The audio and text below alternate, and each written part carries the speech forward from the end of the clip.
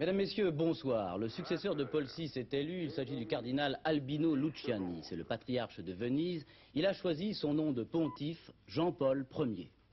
Le pape a donc été élu au soir du premier jour du conclave, mais cette élection n'a été confirmée qu'après un bon quart d'heure d'émission de fumée. D'ailleurs, je crois que nous avons en direct à l'instant Jean-Claude Darigo et Victor Vraman, deux de nos envoyés spéciaux à Rome. Victor Vraman, je pense que cette élection au premier jour du conclave est une véritable surprise. C'est une surprise, effectivement, parce que, bon, même si on pensait que ce conclave durerait peut-être 2, peut-être 3 jours, on ne pensait pas en tout cas que le successeur de Paul VI serait élu le jour même. Il y a donc eu 4 votes, 4 tours de scrutin, et c'est le cardinal Luciani qui a été élu. Et puis il y a eu aussi une chose assez étonnante aujourd'hui, ce soir, c'est qu'à 18h30, il y avait évidemment des milliers de personnes rassemblées place Saint-Pierre, et tout le monde regardait la fumée qui allait sortir, si ça allait être une fumée blanche qui allait annoncer l'élection du pape, ou bien une fumée noire qui allait annoncer que les cardinaux ne s'étaient pas mis d'accord. Alors, ce qui s'est passé, c'est qu'à 18h30, il y a bien eu la fumée, mais personne n'a été capable de préciser s'il s'agissait d'une fumée blanche ou d'une fumée noire. C'était, si vous voulez, une fumée grise.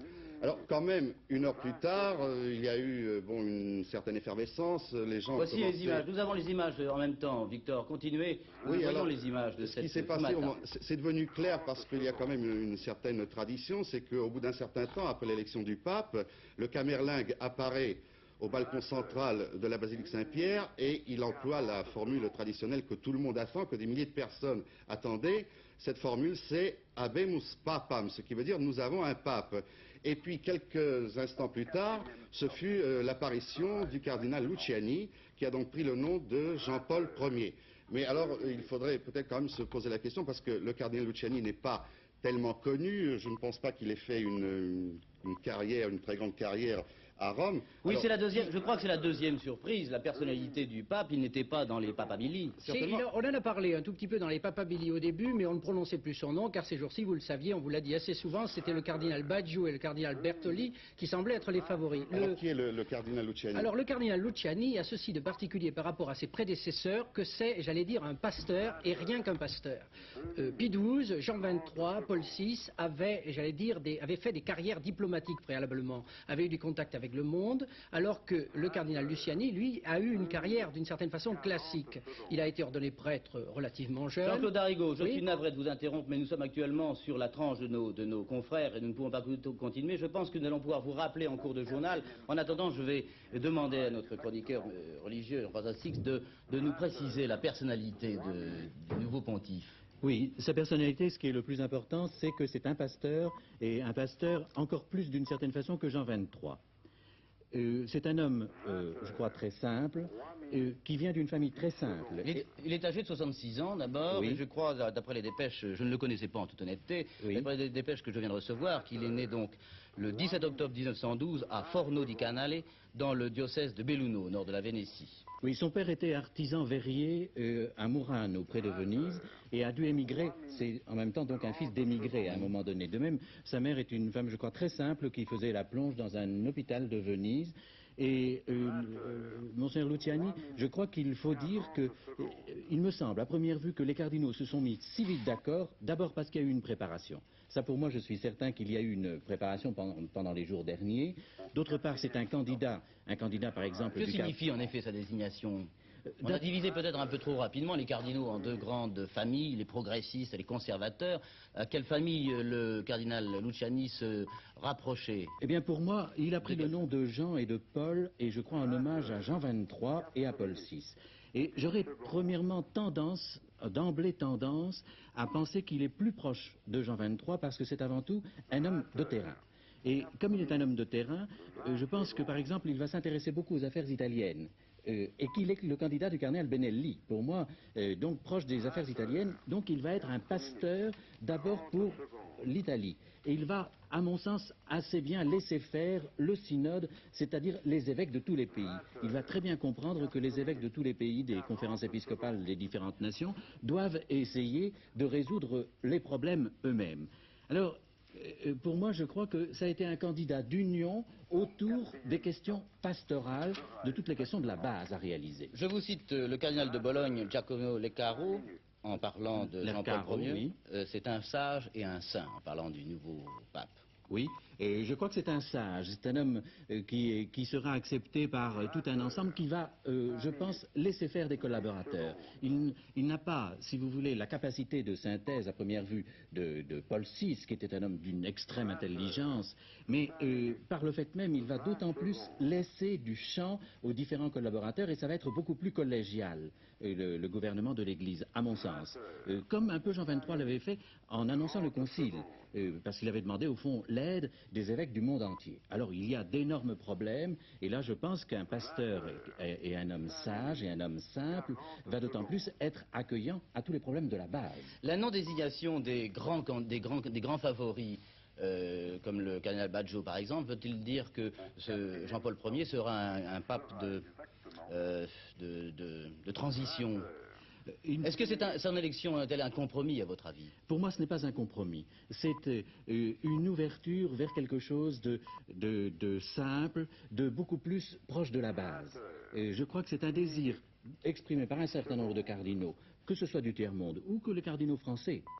J'allais dire, à première vue, un homme comme le cardinal Marty est assez proche du cardinal Luciani, parce que c'est la même façon de prendre les problèmes à la base. Et quels sont les très grands problèmes de l'Église aujourd'hui? C'est l'ensemble des problèmes du tiers-monde. C'est l'ensemble, le problème de la femme dans le monde. L'immense continent asiatique. Enfin, Monseigneur Marty en a plusieurs fois parlé ces temps-ci avec raison, parce qu'il n'y a que très peu de catholiques en Asie. Tout le monde des jeunes qui quittent la foi chrétienne un peu partout dans le monde et en Europe tout particulièrement. Donc là, tous ces problèmes-là, un pasteur, c'est-à-dire quelqu'un qui a la sensibilité de la base, est très important. Oui, mais est-ce que ce n'est pas un peu en contradiction avec le fait que nous signale que c'est un grand théologien? Or, le théologien est un peu un philosophe, un homme qui est un peu à l'écart des préoccupations concrètes. Non, quand on regarde comme le cardinal de Munich, par exemple, le cardinal Ratzinger, qui est un grand théologien, je ne pense pas qu'on puisse dire que le cardinal Luciani, il a fait son doctorat en théologie sur Osmini, si je me souviens bien.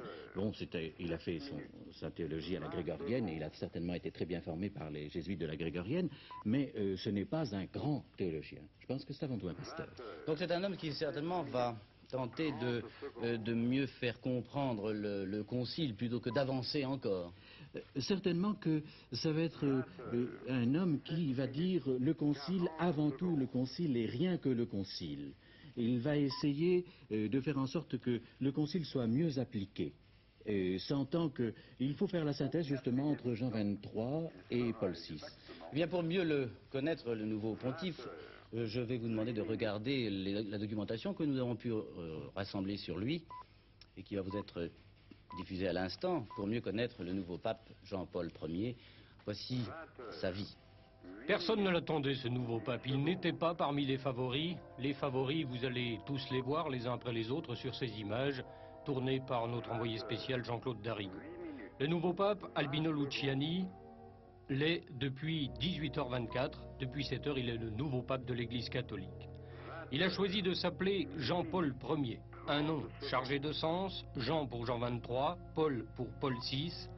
Albino Luciani, en choisissant d'être le premier Jean-Paul, annonce qu'il sera tout à la fois l'Église du renouveau, celle du Concile Vatican II, et l'Église de l'ouverture et de l'œcuménisme, celle des voyages de Paul VI.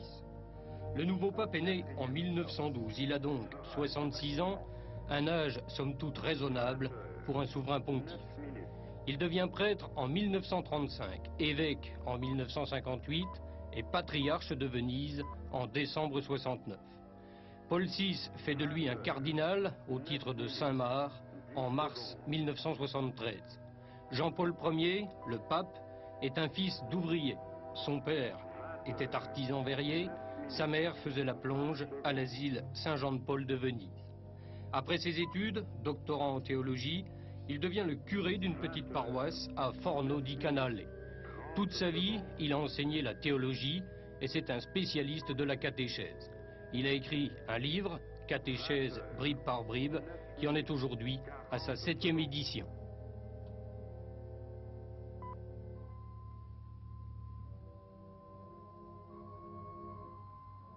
Au 4e temps, il sera exactement 20h10.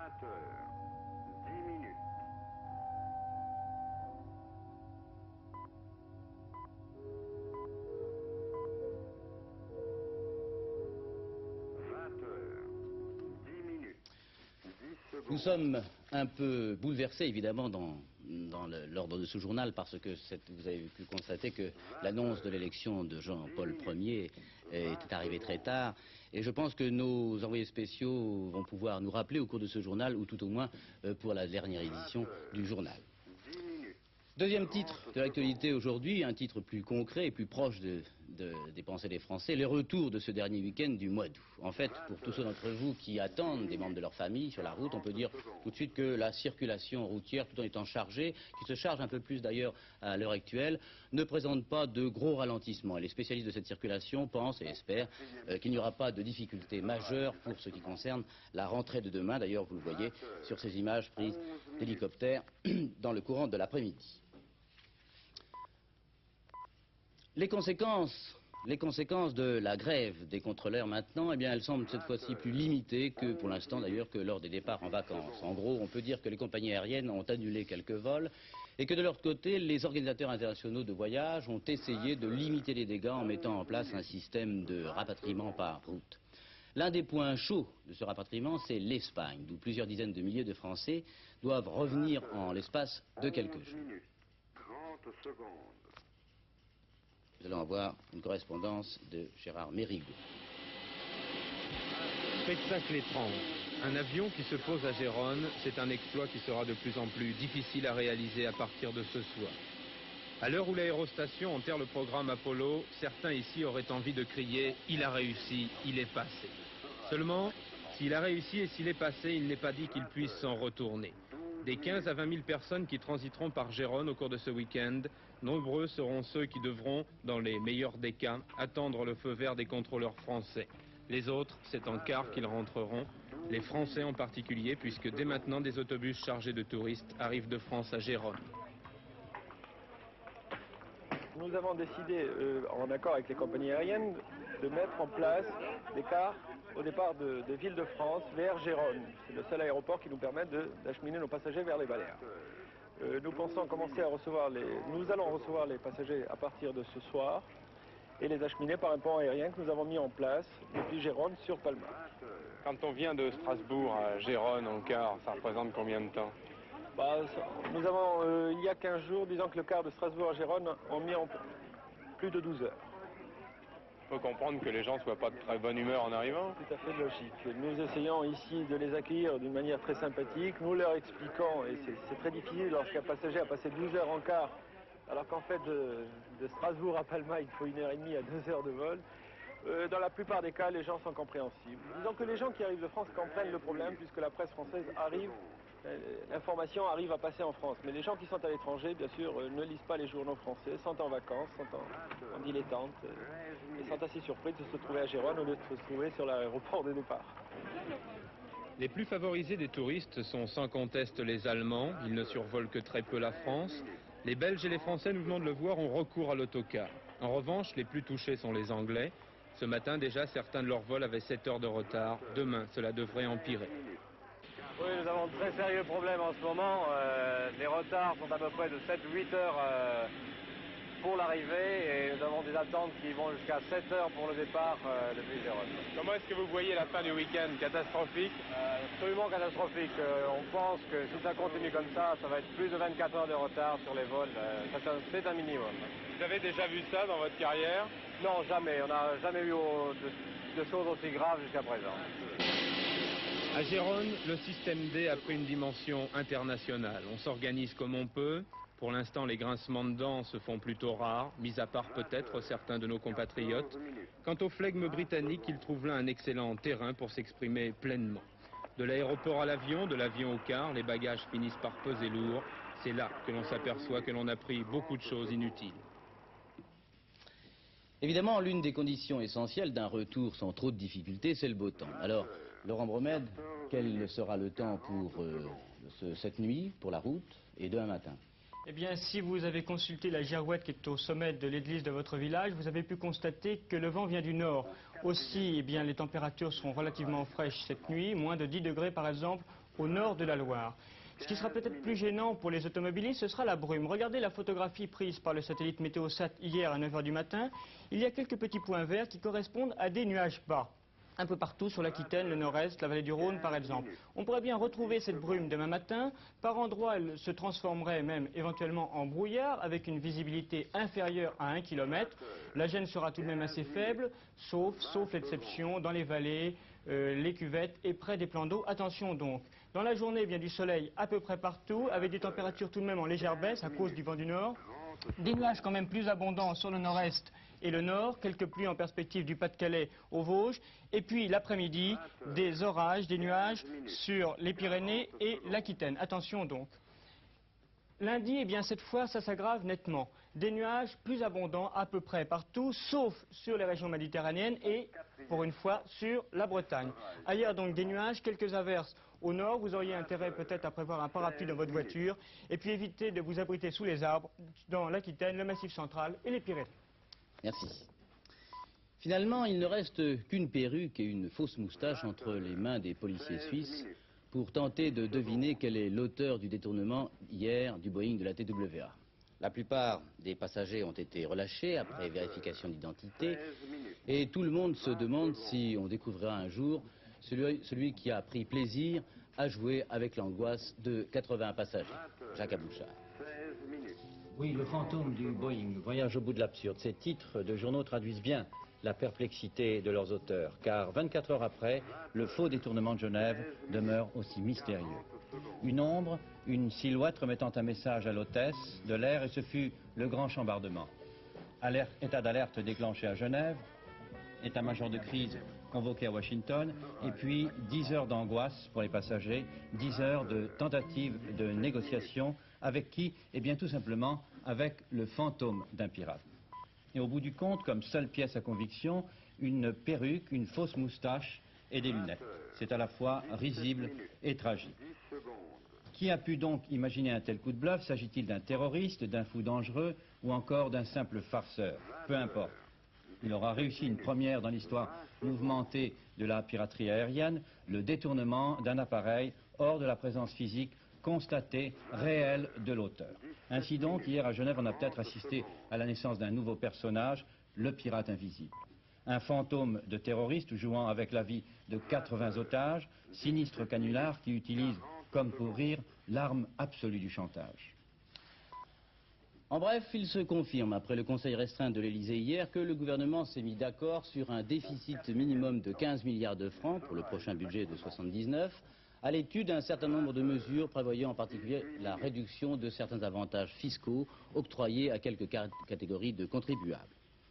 Clôture à Toulouse du Congrès national de la libre pensée, a noté l'inquiétude manifestée par le secrétaire général de la Fédération de l'éducation nationale, M. André Henry, au sujet de la prochaine rentrée scolaire. Si les déclarations du nouveau ministre de l'Éducation restent louables et tranchent heureusement avec celles de son prédécesseur, déclare M. Henry, il n'en reste pas moins que la situation est grave et préoccupante pour cette nouvelle rentrée. Et le secrétaire de la FEN ajoute qu'une politique nouvelle de l'éducation est nécessaire, mais qu'elle exigera des idées, des moyens et beaucoup de courage.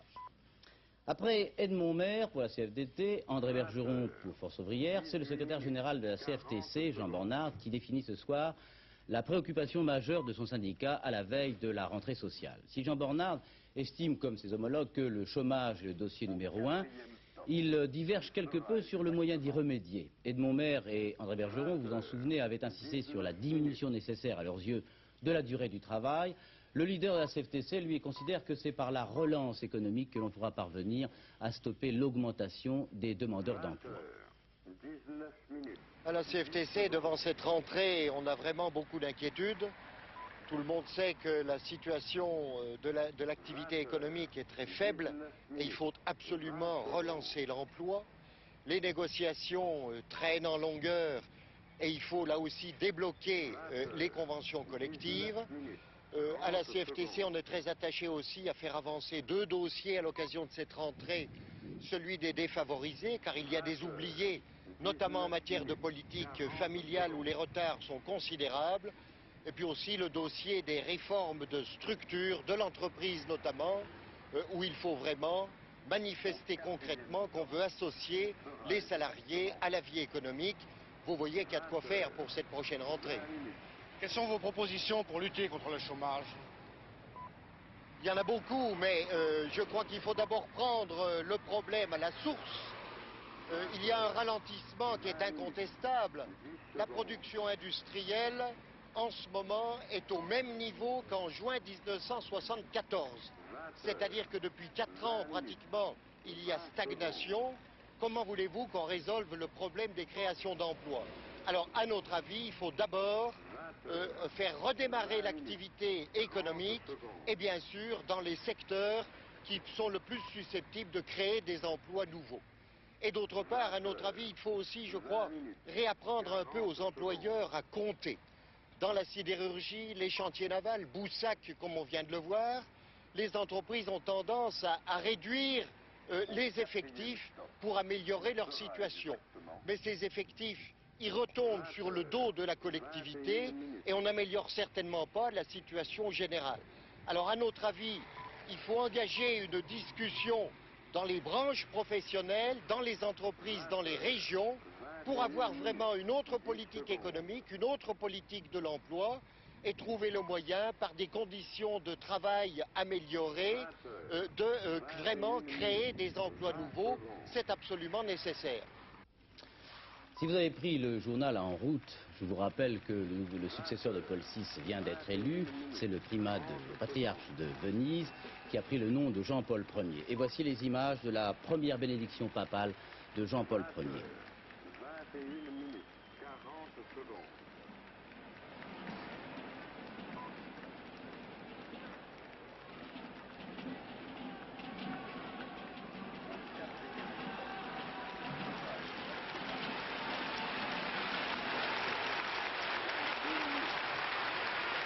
Qui est rassemblé sur la place Saint-Pierre, en grande majorité des Romains, mais aussi beaucoup d'étrangers, de vacanciers qui ont préféré attendre et participer à l'attente du résultat du conclave. C'est la première apparition du nouveau pape en public.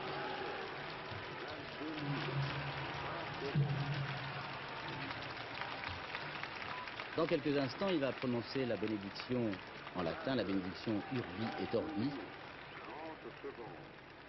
Ça suivi par la sonnerie de toutes les cloches de Rome. Je pense qu'il attend, voilà, moi je me doutais, il attend le micro qui va permettre... Santi apostoli Petrus et Paulus, de quorum potestate et autoritate confidimus, ipsi intercedam pro nobis ad Dominum.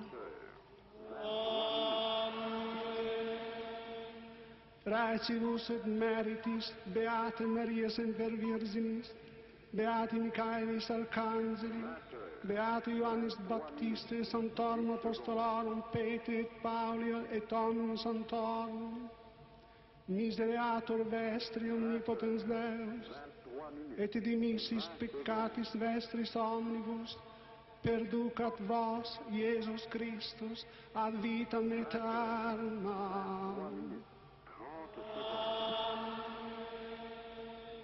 Indulgentiam, absolutionem et remissionem omnium peccatorum vestrorum, spatium vere et fructuose penitentiae, cora semper penitens et emendationem vitae, gratiam et consolationem Sancti Spiritus, et finalem perseverantiam in bonis operibus, tribuat vobis omnipotens et misericordias Dominus.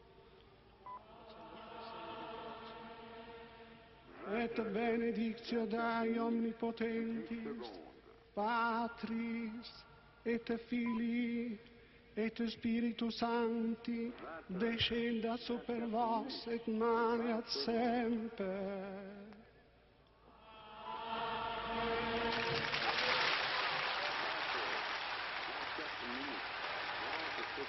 Manifestement, Jean-Paul Ier est très ému, très ressenti. Oui.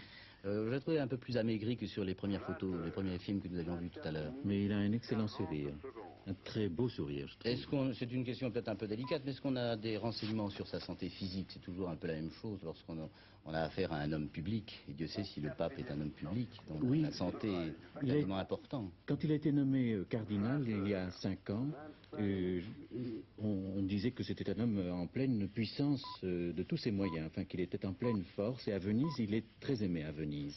Alors ce sont des indications, mais encore très faibles. Vous savez, le pape, quand il devient pape, est différent de ce qu'il était auparavant, parce que la fonction, d'une certaine façon, le transforme. Alors on ne peut pas dire à l'avance ce qu'il va devenir. On ne sait pas. Alors l'avenir dira. Les cérémonies, nous continuons le cours de ce journal, les cérémonies d'anniversaire de la libération de Paris se sont terminées hier par des feux d'artifice et par un son et lumière qui a montré aux jeunes Parisiens comment la génération précédente s'était soulevée pour libérer sa ville il y a 34 ans. Le ton donc était à la fête et le maire de Paris n'a sans doute pas eu le temps de confronter avec les maires des autres grandes villes du monde qu'il avait invités, en particulier Moscou et New York, ses idées et aussi ses problèmes dont la pesanteur est telle qu'on se demande finalement si la grande ville mégalopolis n'est pas condamnée, si elle n'échappe pas déjà à la volonté de ses habitants. New York, 8 millions d'habitants, un budget de 64 milliards de francs, récemment en déficit de 10 milliards. Le maire est élu pour 4 ans au suffrage universel direct. Moscou, 8 millions d'habitants également, mais un budget de 17 milliards de francs seulement. Président du Soviet de Moscou, le maire est nommé pour 5 ans par les conseillers de circonscription. Paris, 2,5 millions d'habitants pour un budget de 7 milliards et demi.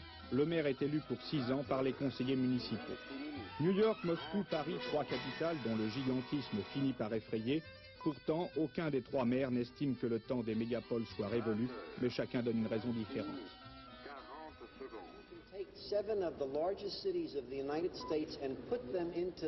Vous pouvez prendre les 7 plus grandes villes des États-Unis et les transplanter dans la ville de New York sur le plan population. Les 7 sont très belles, mais aucune ne pourra être comparée avec la vie passionnante, le modernisme et l'audace qui existent à New York. Nous avons tellement de personnes qui vivent côte à côte, 150 nationalités, religions ou ethnies différentes, et nous vivons tous ensemble, pour ainsi dire, sous le même toit. Je ne voudrais pas voir cela changer, malgré les problèmes.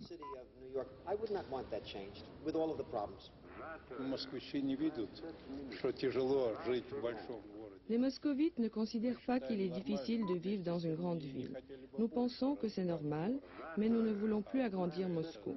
Il vaut mieux développer les autres villes et y mettre les industries. D'ailleurs, à Moscou, nous ne construisons plus d'usines. Au contraire, cela est même interdit. Pourtant, personne ne craint le chômage. Notre plus grand problème est même aujourd'hui celui du manque de main-d'œuvre.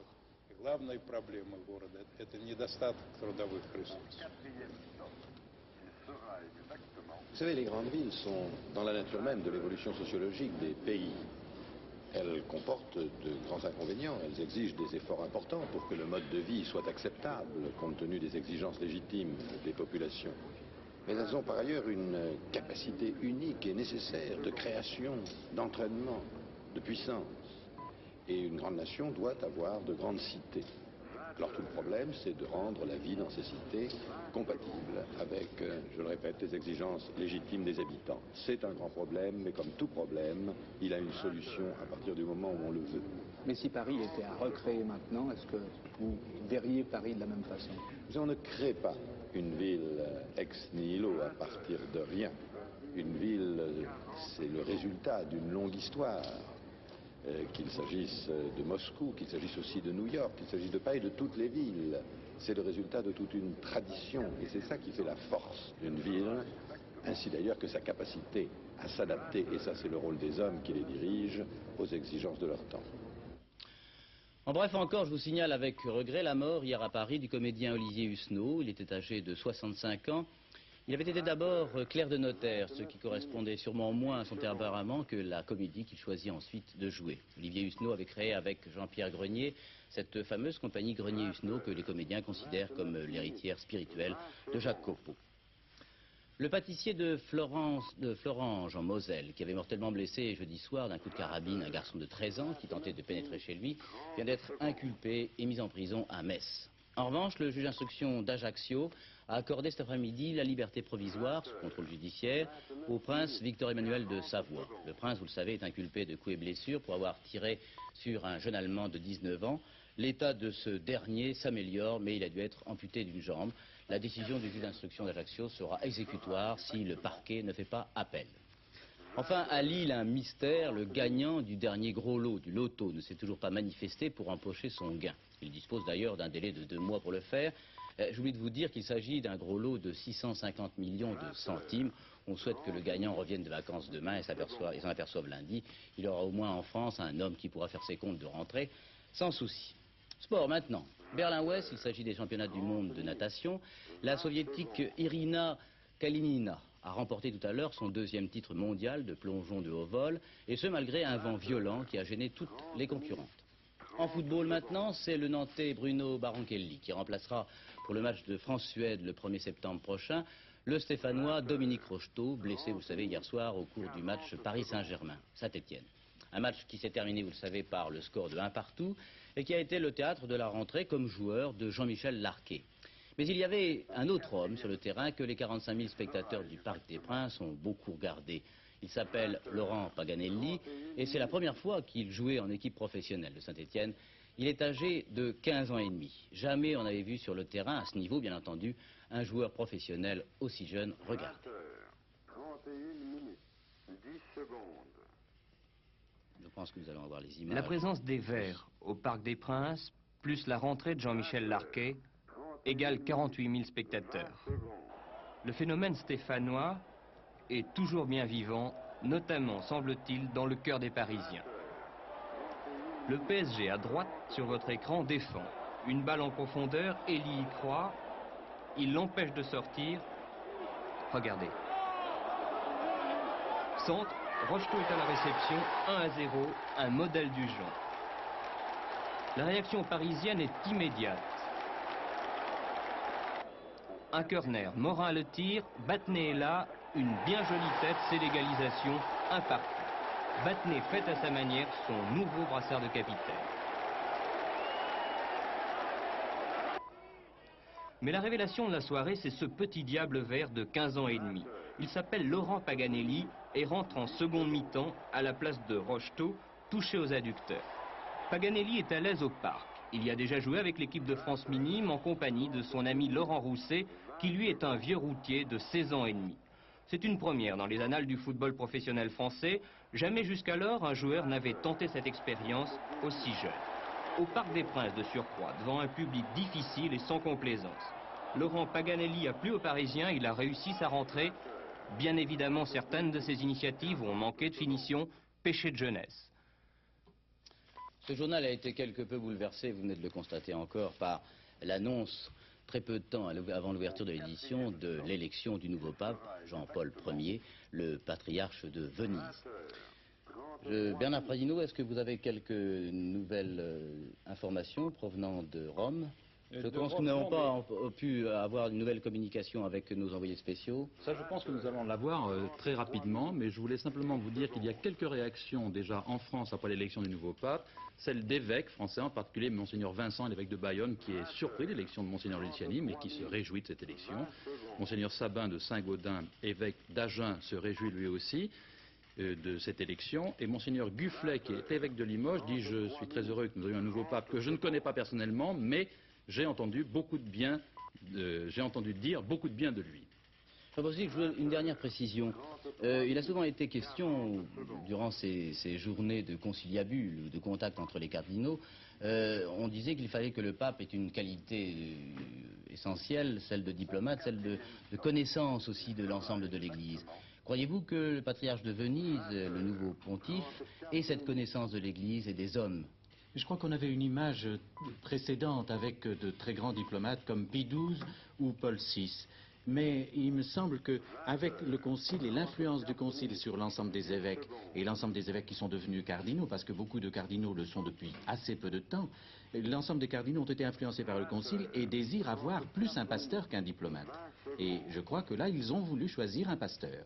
Et que ceux qui voulaient encore avoir un diplomate se référaient à des images précédentes, mais non pas aux besoins peut-être primordiaux de l'Église aujourd'hui. Merci beaucoup. Nous vous préparons une édition complète vers 23h10 que Bernard Pradino vous présentera avec l'élection de ce nouveau pape. Voici la première bénédiction. Au 4e poste, il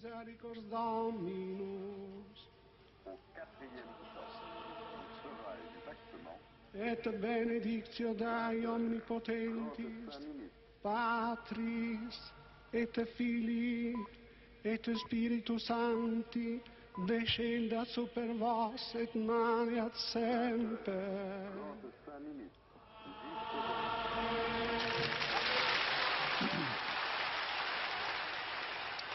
Donc, rendez-vous dans notre prochaine édition, 23h10. En attendant, la rédaction d'Antenne 2 me prie de vous souhaiter le bonsoir.